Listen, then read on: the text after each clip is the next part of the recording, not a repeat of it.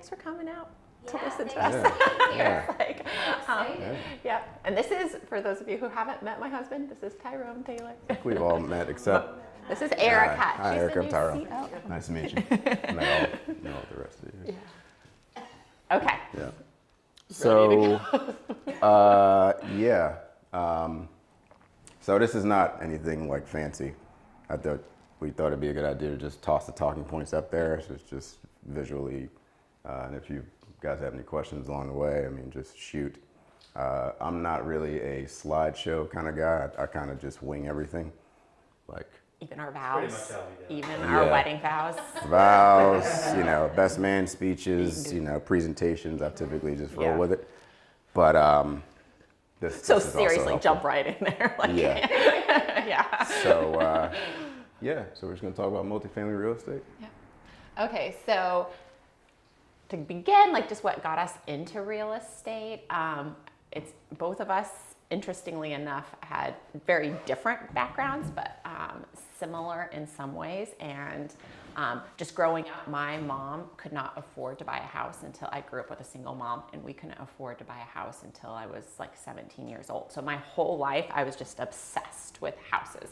And I mean, daydreamed about them, thought about them, looked at them, like everything. And so to me, owning houses and being like for rentals and being like a landlord, that was like the epitome of wealth. And I think you similarly saw that as a pathway to wealth. Yeah, I grew up in Philadelphia, in some not so nice parts of the city. Nicer now than they were back then. But yeah, same sort of situation. Parents struggled a lot when I was growing up. We didn't have much. We were rich in love. That's about it. And just watching my parents struggle and knowing and seeing how almost every decision that I can remember them making as to what we did or where we went or whether or not they invested in things that they really wanted to do all came down to like how much money we had.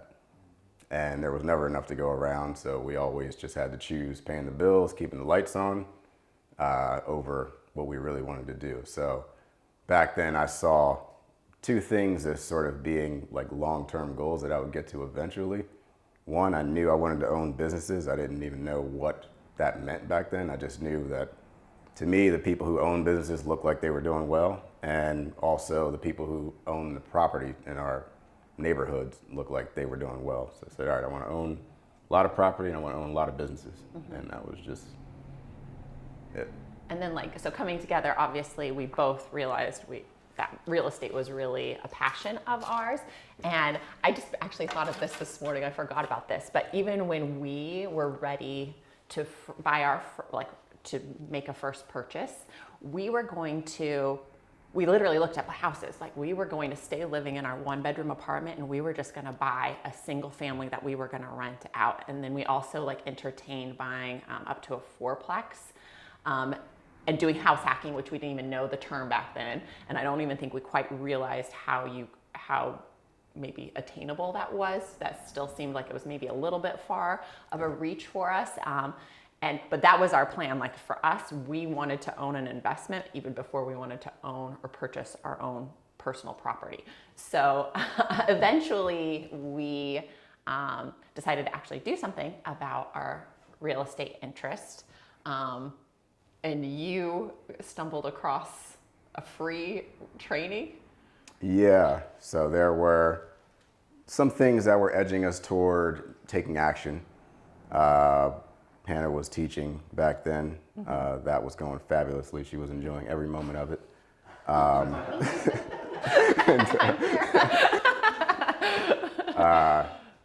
Yeah, so there was that. We knew we wanted to start having kids soon, and it was always one of our mutual goals for her to be able to raise our kid and not, just toss him in daycare as soon as she had to go back to work. So that was very important to us. And also another company that I own back then was experiencing some trouble, some growth pains. It's still a company.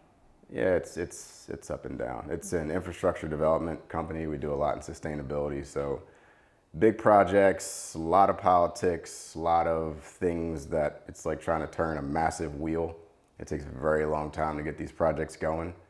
And one that we were working on back then, we got some not so great news from DEP for permits that we needed, and that kind of just brought it to a halt for that time. And then we looked at each other and we're like, got to do something. And then I stumbled across a free training that was being put on real estate investing. I think back then it was called like Flipping to Freedom or something like that. Yes. Who was it? I can't even remember the guy's name. Was it a wholesaling? Yeah, it was like Yeah, wholesaling, yeah. flipping It's a guy strategy. named Sean something out of like Arizona or Texas. No. No. Yeah, hopefully it'll come to me. I can't think of it at the moment, but they had Damon John was like one of the headliners for this free event, and we're like, oh, let's go learn about investing in real estate. And Damon's speaking, he seems cool. So we went and did that, and then we got sucked into doing like a 3-day training that was like $1,000, and at that time we were like, should we pay for this? Because we need that $1,000. And then we did, and then Then they went to, upsell for like the for 3 weeks. $25,000. Oh, yeah. It was. that was And- exactly Yes, it. I that was think. exactly. Yeah. And so at that point, and at that point, they're also talking about things that I just knew. I was still a full-time teacher. Like, I was just like, I'm not going to be able to 100% be doing this with you. And at that point, we realized, okay, Tyrone was interested. He wanted to learn more. I'm not the best full-time partner for all aspects of the business. It might be time to bring somebody in. And so we brought in our friend Bryce, and Bryce and Tyrone split the cost and did the training. And we could talk about the pros and cons of spending that money. Tyrone does not regret it at all, because it was the catalyst. It really made us start taking some serious action.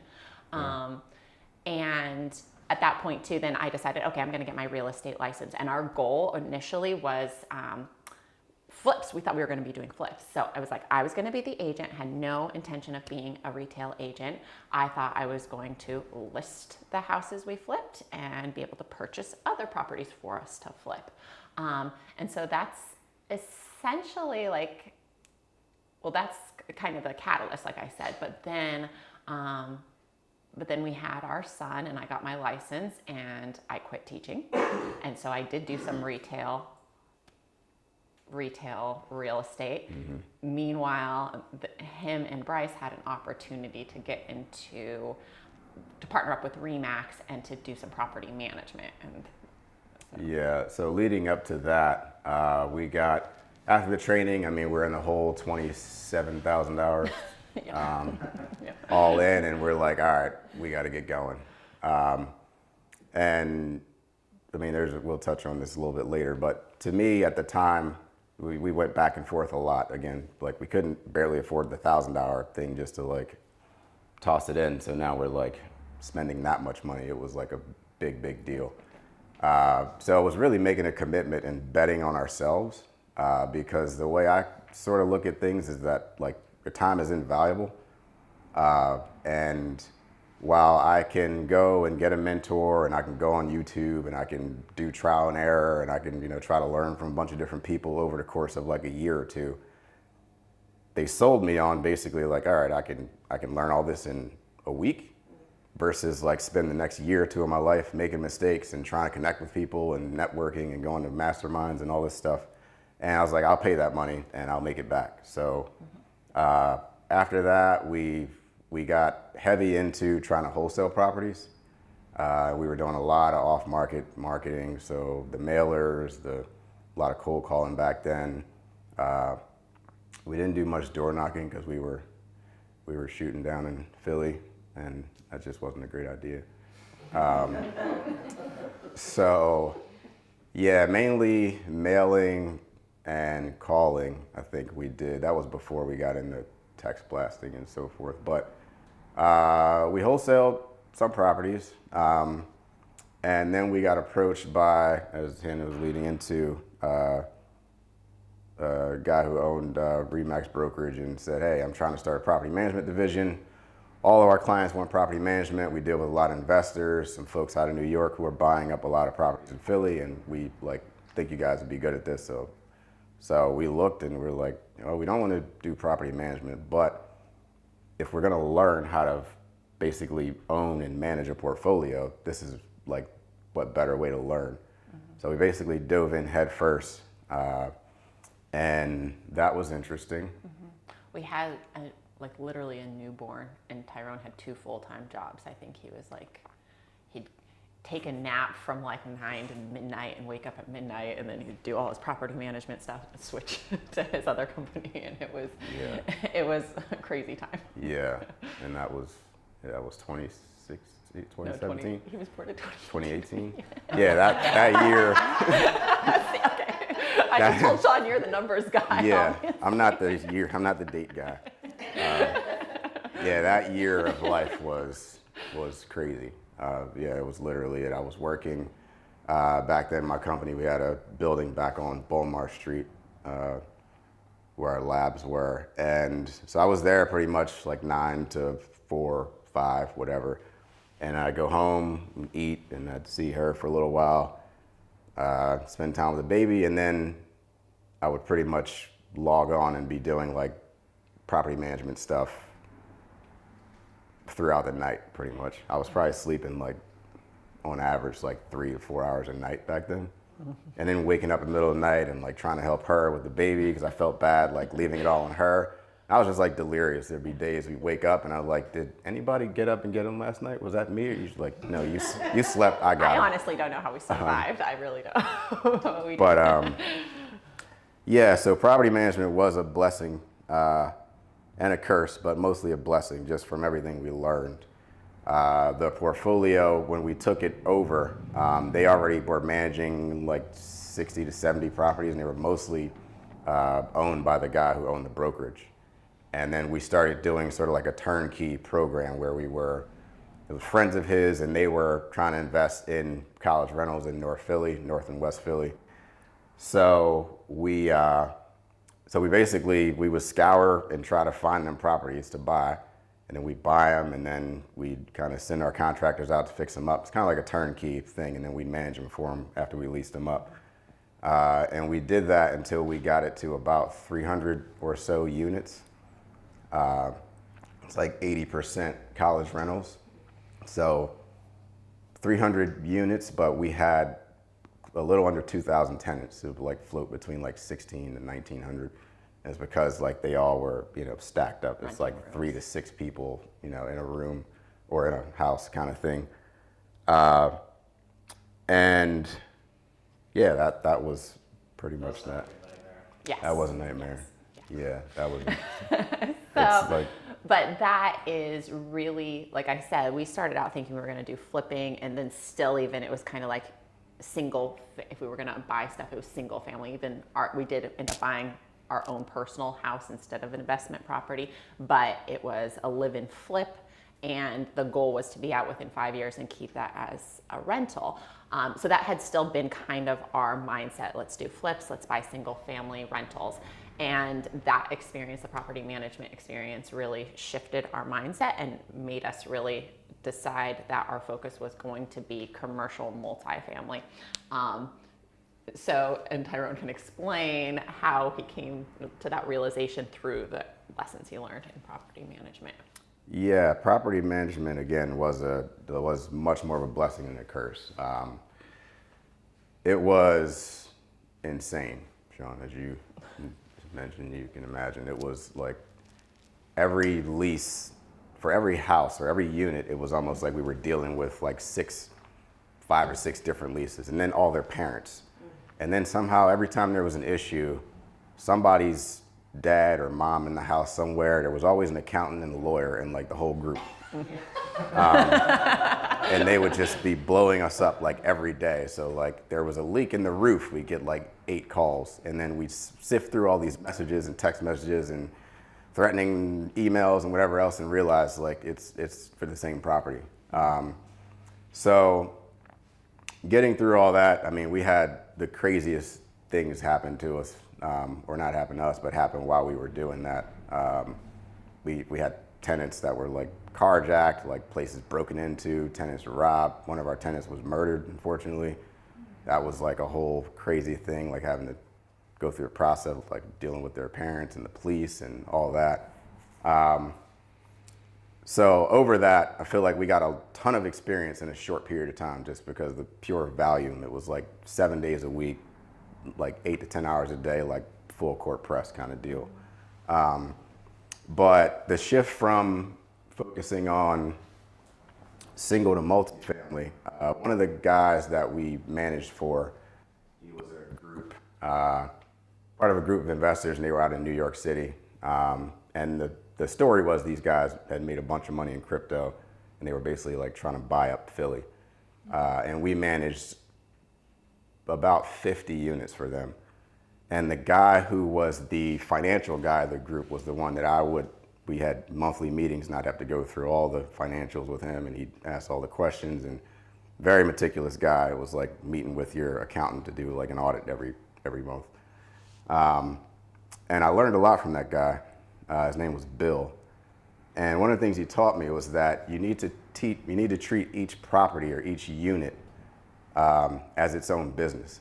And he was like, Tyrone, these are not, we have all these properties in one LLC, but these are 50 businesses, and each individual business has its own set of financials, it has its own insurance, it has its own, well, can't have its own insurance, but it has its own risks, liabilities, all these different things that, really taught me like to really put the blinders on and focus on specific properties when we were dealing with them instead of just looking at it as like a whole portfolio. And then having to do the reporting, like the financials for each property and all of that.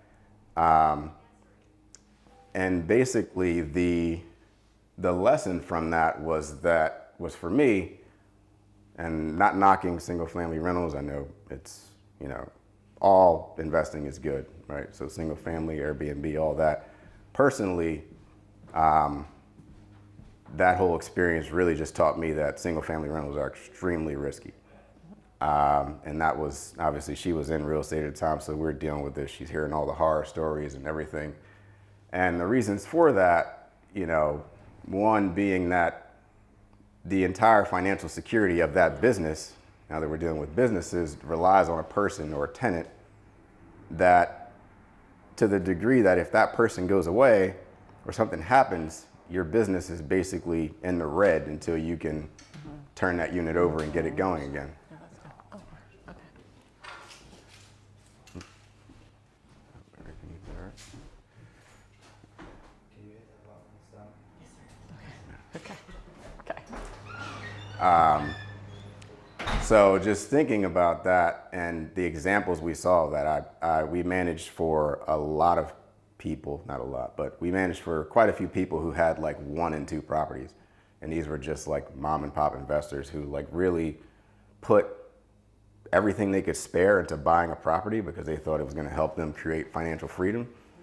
And then the tenant tears the place up, or you have, something happens, tenant loses a job, and then you have an eviction situation, or you're tied up with that person for 3 months or whatever. The things that I saw go wrong, and then having to explain it to these people and deal with them, and then seeing how it impacted their personal lives when their properties couldn't carry themselves, really like scared the shit out of me, to be honest. And I was like, it's too much risk to weigh on one person for that business. And then single family versus multifamily, not to skip ahead, but in instances where we saw tenants were like basically deranged, or they went off they got evicted and they like tore places up, you can create a lot of damage in a house, like a lot.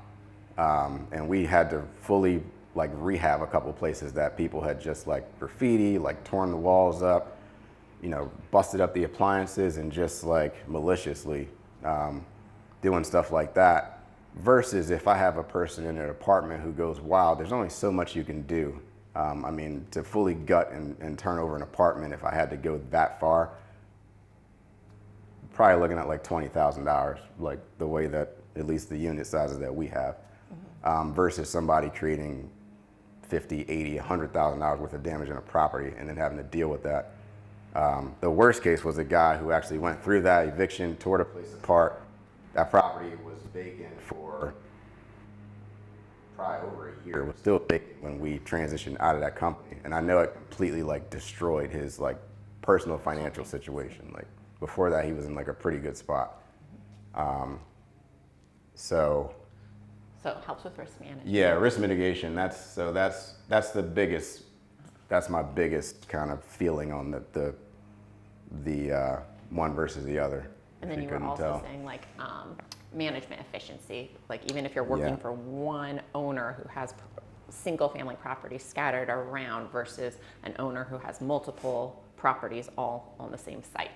Yeah, exactly. Like we're playing, like the long-term game, and we're looking at this overall as like a, an enterprise, if you will. And basically for us, managing, 30, 40 different units all around scattered in different places versus those 40 units being in a couple buildings or eventually the same building, the efficiencies that you get from that on management, dealing with contractors, just buying and dealing with things when you have to do turnovers, like everything just makes it easier. And we came to favor the landlords who had multifamilies over the ones who had singles for that reason. Because there's always somebody calling for something like on any given day, but it's like if multiple of your tenants are calling about the same building, like cool, my guy's over there. Other guy, I got 4 of your tenants calling, but they're in 4 different places around the city. Like that's just difficult. And then scaling and leverage. Yeah, economies of scale and leverage, kind of the same thing. Economies of scale. So say, when you have to do renovation projects, you have to do certain things. Being able to do that on a building where the units are in one place. You just pay less for things. Contractors, turning over several units in the same building. Units of the same kind of makeup or at least the same size. You're buying the same appliances, you're buying the same materials, you're doing all of that stuff. And basically what we noticed through that is, dealing with multiple in the same place, it costs a lot less than dealing with the same all over the place, even down to the point of like your contractors going in different places. It's more cost effective. So I'm going to add on something here. So additionally too, like we focus on value add opportunities. But if you think that you're going to buy a single family and you have to renovate that's one, it's a big project, and probably while you're doing renovations, you are not getting any rental income. Whereas an apartment building, you're able to stagger that into stages. So you might be able to do exterior work or just grounds work. And you can do that while all tenants are in place, or as tenants move out, then you can flip a unit, and the cost for flipping that unit is much more reasonable than like essentially renovating a full house.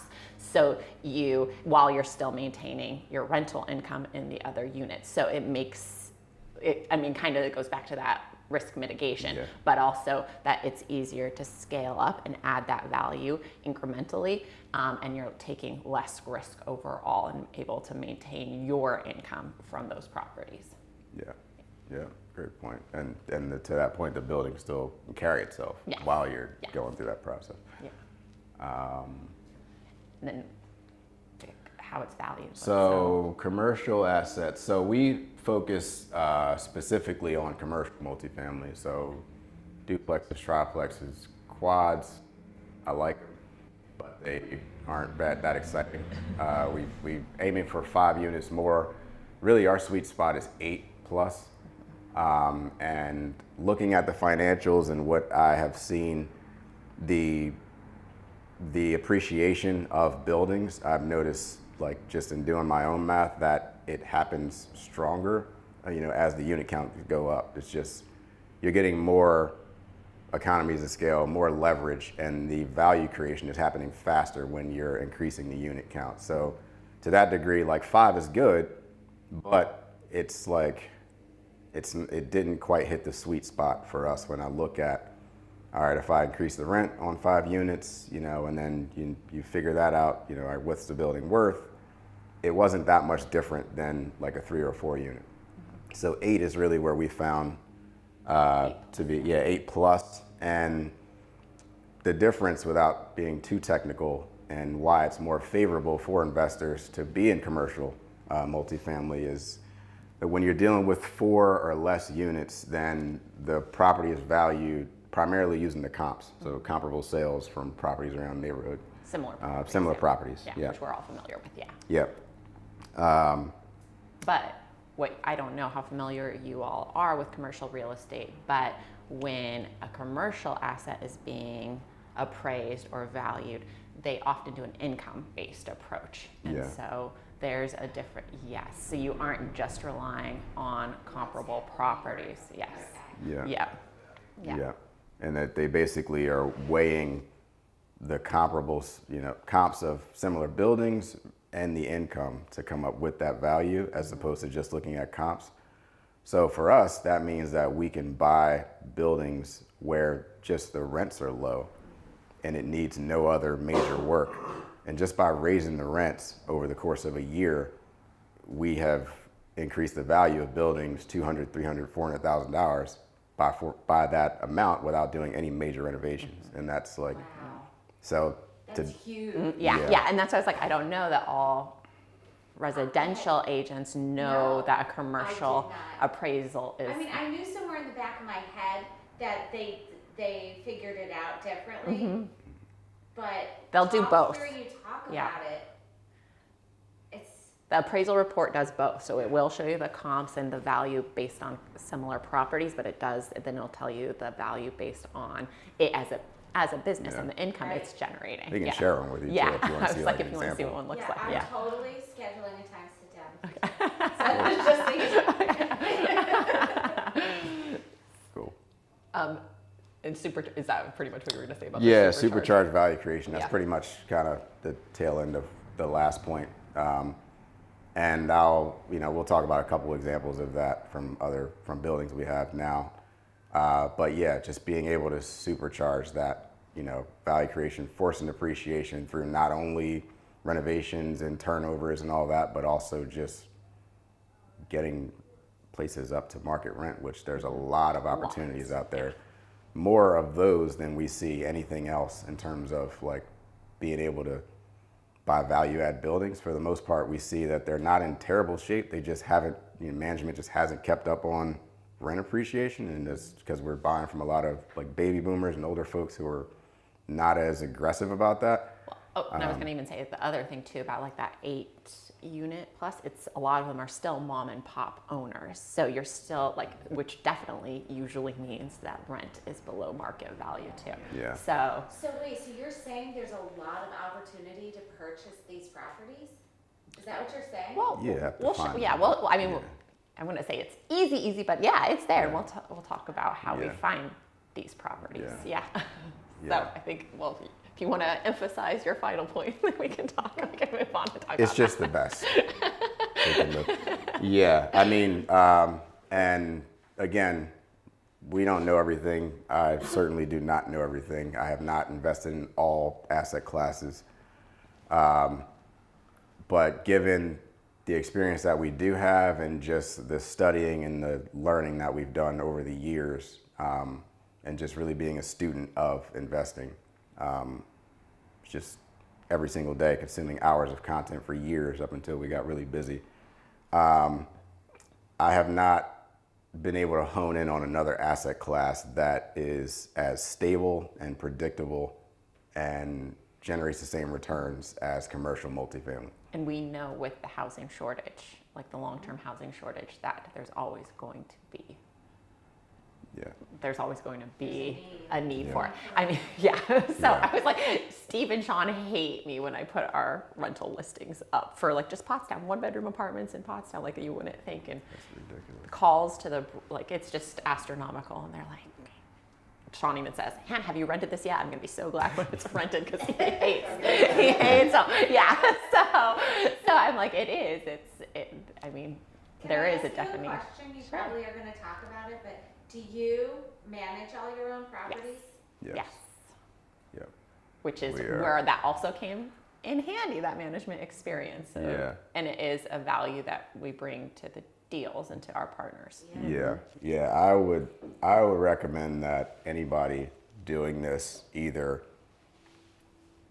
I wouldn't recommend you get management experience yourself, but I think that is valuable. I can honestly say that I learned there's things that I just would never know if I had not been through that experience. And if you have pretty much one of the most important assets you're ever going to own being run by people who probably are not up on everything, there's a lot of opportunity for. Don't Yeah, Don't care. exactly. Don't care. Yeah. Yeah, they're not. Yeah, They're not invested. they don't have skin in that game. Yeah. So, yeah, that was. So I'd say either learn it yourself or partner up with somebody who knows it, and really just. Yeah, I mean, happy to help anytime. Review Yeah. deals or, Yeah, yeah. yeah, surely. So we actually just got into our own rental portfolio as I was joining Vanguard. So in 2020, I think that was like February of 2020, Tyrone and Bryce had found a small single family in Coatesville that we were trying to wholesale, and Tyrone passed it around to some agents in the office and no one wanted it. So we all decided that we would just hold on to it, and we applied the Burr method. They still have this property, but the money that we were able to take out of that first property, we then leveraged that into our first multifamily, which is that the 8 unit or is that the That's the 13 unit. Okay. So yeah, just full on, just kind of, yeah. How long did that take? That Pull the took, property up to go to the next one? As soon as it was renovated and rented. Okay. So I think we Yeah. did that in, was it A year. 6 months to a year? yeah, there was a lot going. So we were also transitioning. We had decided to let go and kind of sell our stake in that property management business and get out of that, because that had overtaken our whole lives pretty much. And we knew why we got into this, and we said, look, we got into this to buy and have our own assets, and we're managing everybody else's stuff. It's never going to happen this way. So we got out of that. We were still wholesaling, and found the Coatesville deal. So we bought that. I want to say it was in December of one year. Again, I'm not good with the years. It was 2020. Yeah. Okay. And you still were trying to wholesale in February. So I think you maybe settled in March. So, yeah, we'll just go with what she said on that. So we renovated it. That was interesting because that was during, we were renovating that property when COVID started. So everything shut down completely. And, contractors, everything dried up. It was the long Home Depot lines kind of swirling through the parking lots. We were in those regularly. We ended up, Your own rehab, or do you have your own contract? we had contractors, good. But not during I think- COVID. They did. They Yeah. just. I mean, Good. there were some lessons learned on that one. Yeah. Yeah. Good and bad. Yeah. Yeah, good and bad. We had a guy shaft us on a roof job, Yep. took off with the money. Yeah. First he was claiming COVID, I'm not an essential worker, I can't leave the house, and then he just stopped responding. So we went through a few different contractors, did a lot of the work ourselves just because we needed to get it done. And we're like, Redoing work that the contractors. yeah, redoing shoddy their work, like having to rip out redoing it. all their stuff that they did, and then redo it. So yeah, the whole process, I would say, we then got that property leased in July of that year, and then we refied it in December or January Of 2021. of 2021. Yeah, December, January 2021. And we were able to, that was a great deal. We bought the place for 25. We put 65, 70 into it. Probably should have been more like 45 to 50, but things happened. And then it appraised for 225. We pulled 150 out of it. Yeah. And then we rolled that into the 13 unit. Yeah. Can we talk about how we found that? So, we'll go move on to finding deal. Yeah. Well, so anyways, quickly, that was the snowball. That was that was what started, and now we're up to 32 units, about to close next week. So we'll have 44 units by end of next week. So let's talk about like how we found those deals. Obviously, the first Coatesville property was with their wholesale marketing. Yeah. But then That was a cold call. I Yeah. called her. She was behind on her taxes and needed to be done with the property. She had inherited from her parents, and it's a hoarder situation. There was like 30 years of stuff just in the place, most of it with her parents, and she was just so inundated. And we didn't sell her, but basically, we just let her walk away from it, and yeah. And so we were, interestingly enough, the Pottstown property, a friend of ours who also was in investing too. He wasn't working with us at the time. He now is officially like partnered with Anchor, but at the time wasn't, and had heard from a realtor acquaintance that he had that there was this property for sale, but the realtor acquaintance didn't have the listing. He was trying to find the buyer off market, and our friend John had called and asked if it was something we might want to go look at him with. And so actually I was like, this is probably a good lesson actually, because they were interested in the property. The owner actually had two properties, the one he was selling right then and one that he wanted to sell in about a year from then.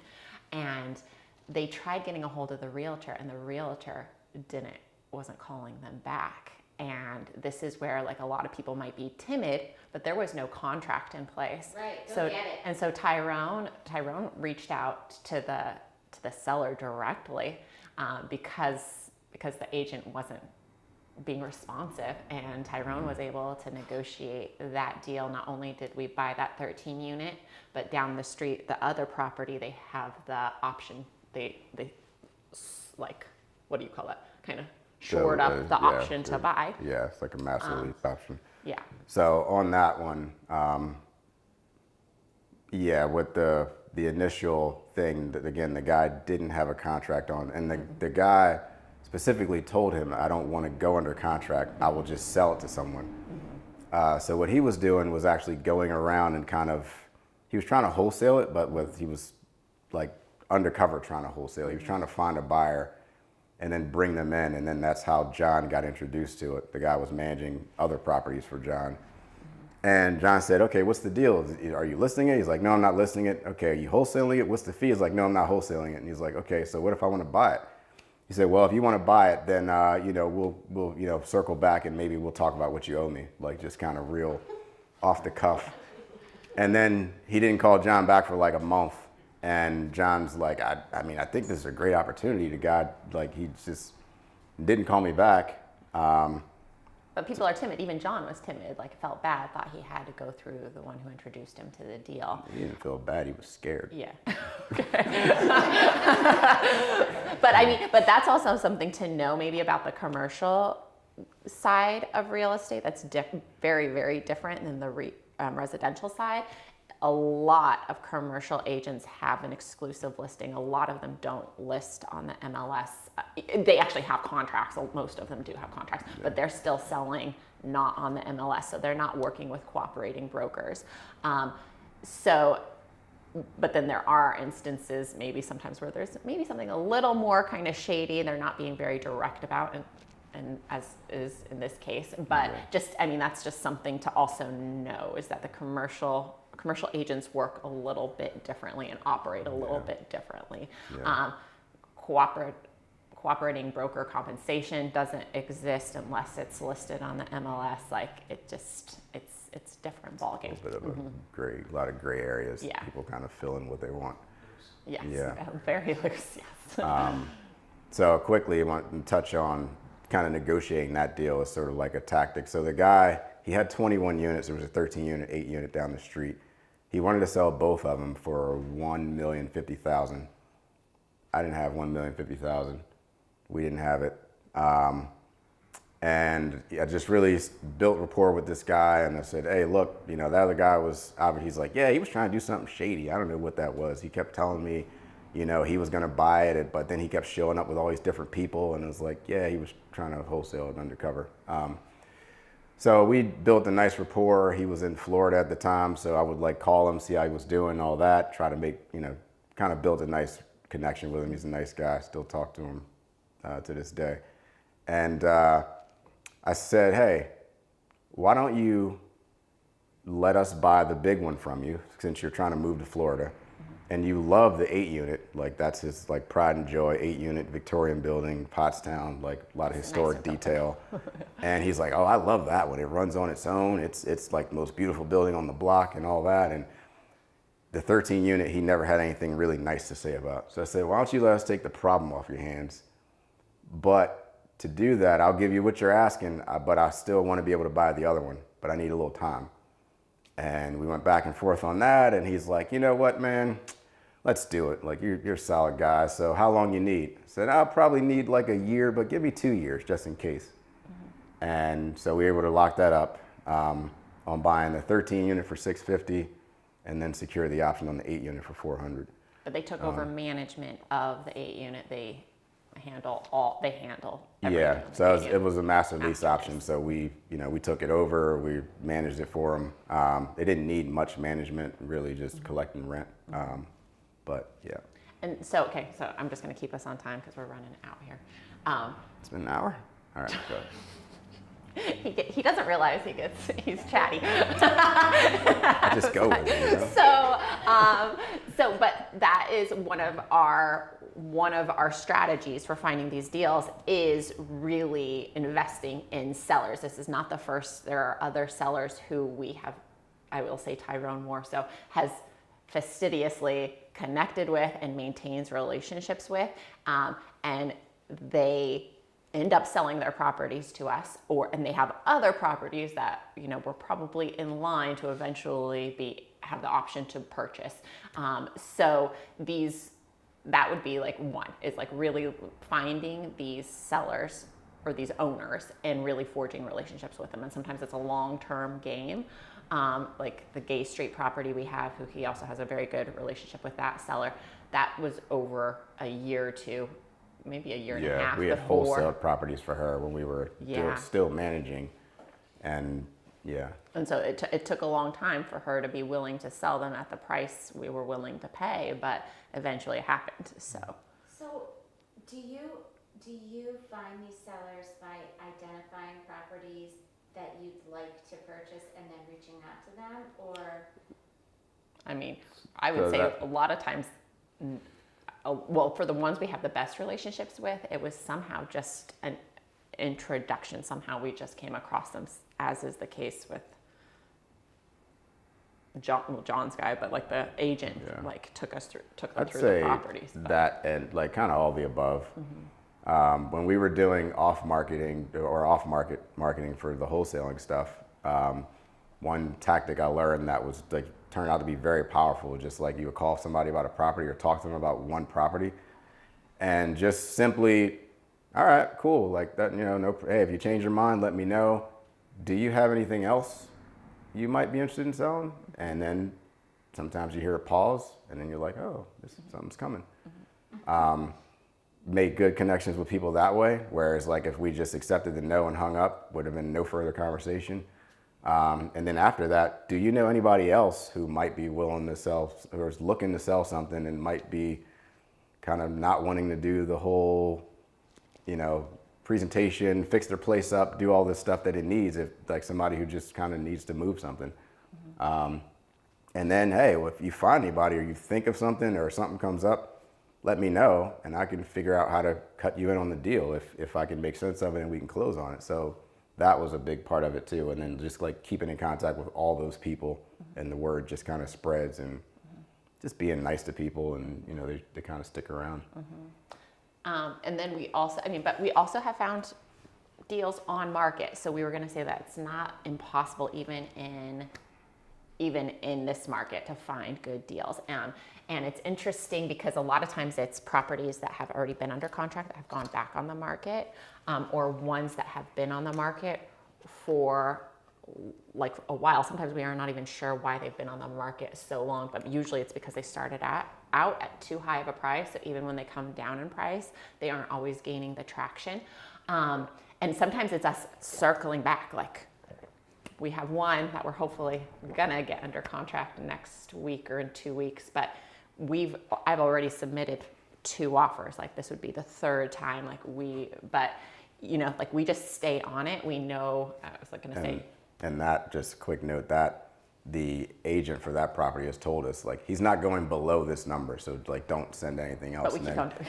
And then a month later, I was like, just send him 460, see what he says. It's like, once he goes, I mean, get mad, or I don't know. So it's like, it's just looking, and I will say, we'll talk a little bit about it, but like, I mean, I'm the one who like, it's like, this is a great opportunity. We've got to make it. Like, if you notice, he's a little slower. And so we don't always act the way the market thinks you need to act. And sometimes it's like, sometimes we look at something. Sometimes it takes a month or 2 for them all to be on board and decide that the opportunity is worth going after. Sometimes we get told no, and we just wait and see, and we watch. And so it's a lot of watching it and staying on it and staying persistent. And like, but we've been able to find deals on market as well. Yeah. Yeah. She's very aggressive. Most people don't know. I Yeah. I know, my little pit bull. Yeah. Like literally, like wake up in the morning and like, morning, babe. She's like, where's my offer? What do you want to do about this property? I'm like, babe, I don't Give me like the offer terms. Yeah. it's too expensive. We're thinking of how we can make it work, but she's like, you guys need to move. You guys will take too long to make decisions. And I'm like, oh, I just want to go to the gym. Yeah. Just like, But we still are also, in addition to that, the best deals to usually be had are off-market deals. So still doing off-market marketing. And I will say also networking. Literally, we're low-key networkers. I wouldn't say that we are, it's not like we go to all the meetups or do it, even though Tyrone has been to his fair share of meetups, but it's literally just talking to people just all the time. And the opportunities that come along just in us talking to people have been phenomenal. Yeah. And leading with, I think, just being good people. Just believing in the whole karma thing. When I meet people or talking about any kind of property, most of them I have no interest, but it's like, if I can help you, like, give me a call. I like to see people win. I hate to see people lose money. If I can help you avoid doing that. And I think people feel that from us, and then they keep us in mind, and it comes back. So how we negotiate good deals, you want to talk about your wholesaling routes? So obviously we did our expensive wholesaling training. It was worth it. Yeah, I don't know. Difference of opinion, but. Yeah. So we still look for deals the same way we used to look for single family wholesale deals that we were trying to get. And basically, without getting technical into the equation, you're basically trying to buy the property and do whatever is needed to stabilize the property and be at 70% of market basically value. Whatever market value is. And the goal for doing that is basically to be able to do that with buildings and buy something at a lower value, increase the rents, do turnovers, fix the property up, make it more attractive, get it to where it's at least 70% or below your all-in value, and then refinance it, pull your cash back out of it, and now you own a building that's going to continue to appreciate and pay you and grow with none of your money into it. And then roll that into something else and just basically rinse and repeat that process as often as you can. Know your goals. So you just pull the equity out of each property to buy the next one, and it just keeps rolling. Yeah, we have not done, we have done it, but we haven't done it that many times yet. That's really but that's our strategy for growing. And everything that we've bought, we're in those numbers where we want to be, and we just focus on staying there and pulling that out. I mean, some banks were offering us 75, 80% LTV, so not necessarily maxing that out, but just really just pulling our capital back out so we can redeploy it. And then, the bank is holding the note, but you still do have that 30% equity in the property should you ever have to sell it. Right. You said know your goals. Know your goals. Did I say that? You said that. I said that? You said that, yeah. Know your goals. Yeah. It's important. For negotiating. Yeah, a lot of times it's easy to negotiate your way into a bad deal. Some folks, and I've seen this by going to auctions a lot, you kind of see people, and once you get in the competitive thing and you're just kind of like, you were only trying to spend 150 and like your hand keeps going up because you don't want to lose to that guy.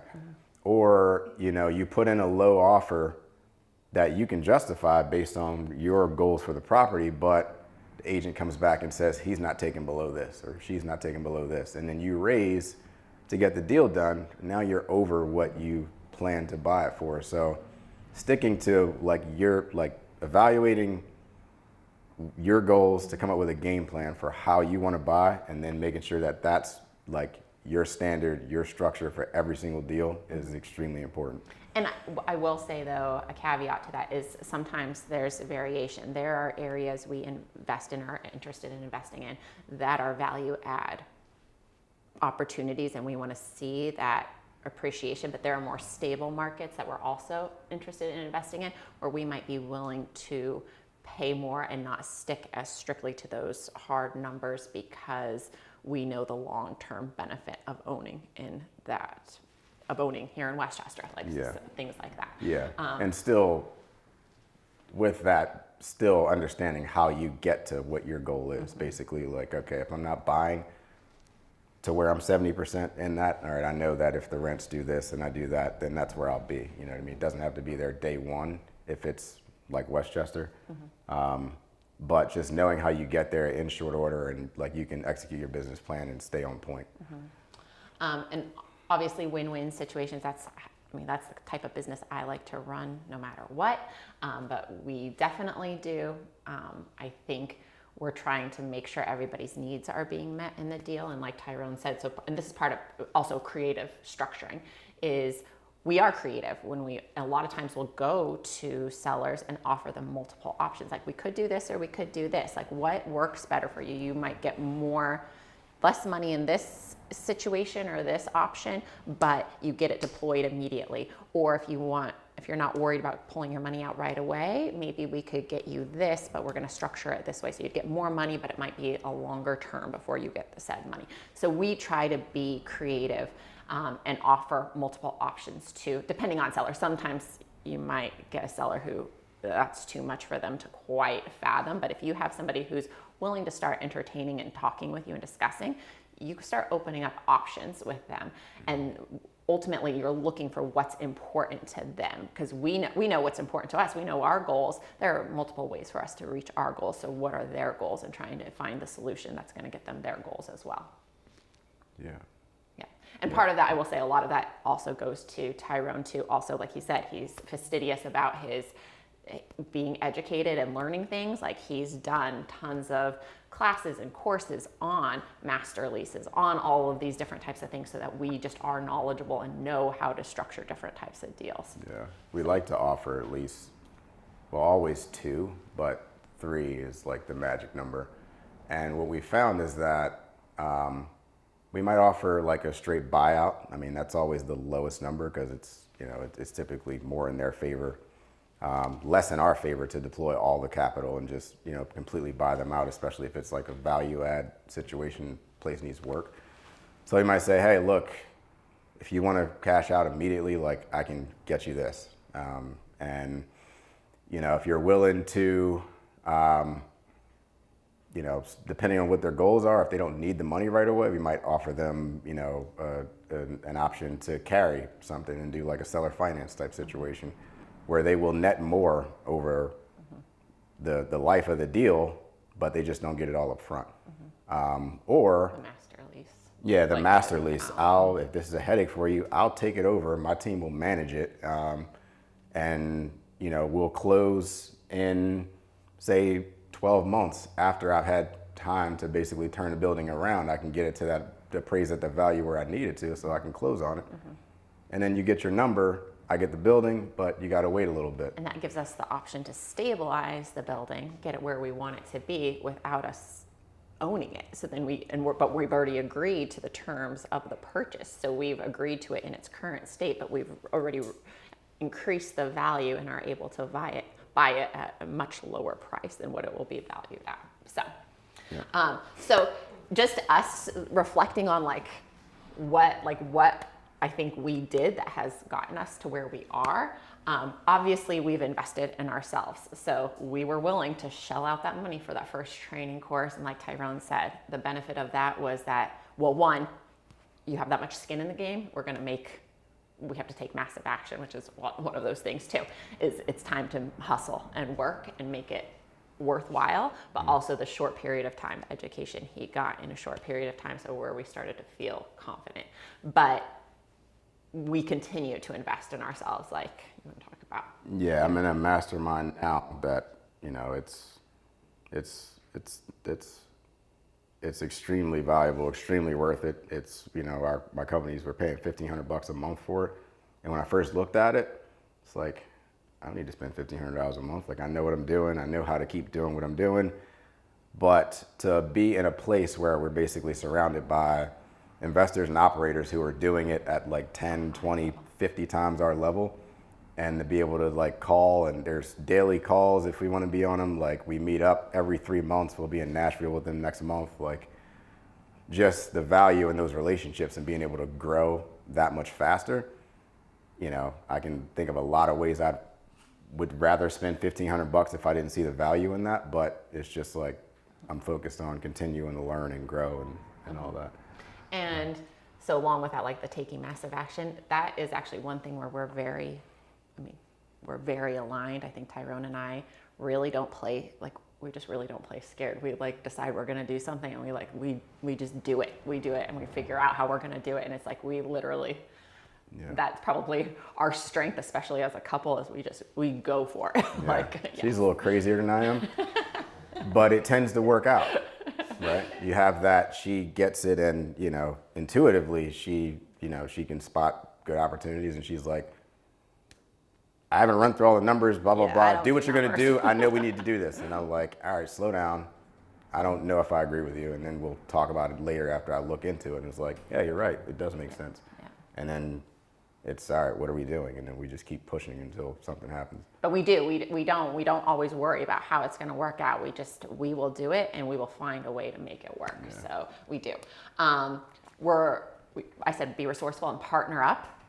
Even bringing Bryce in from the get-go, it was we knew I wasn't the best person to be doing off-market marketing and wholesaling. That wasn't going to be me. So he partnered with Bryce, and since then, I'm not even just talking about business partners, but just partnering with the people that you need to bring in and be around and work with. So his mastermind, they have hired now a property manager and an assistant and a marketing person. Again, all of those things you could think, well, we don't, not quite there financially. It doesn't really make sense to pay somebody, but it's this is what it's going to take us way too long to do. This is going to maximize our time. This is going to get us better results, and that willingness. And I will say Tyrone is the driver for everybody involved, Bryce and now John, who are his business partners at Anchor.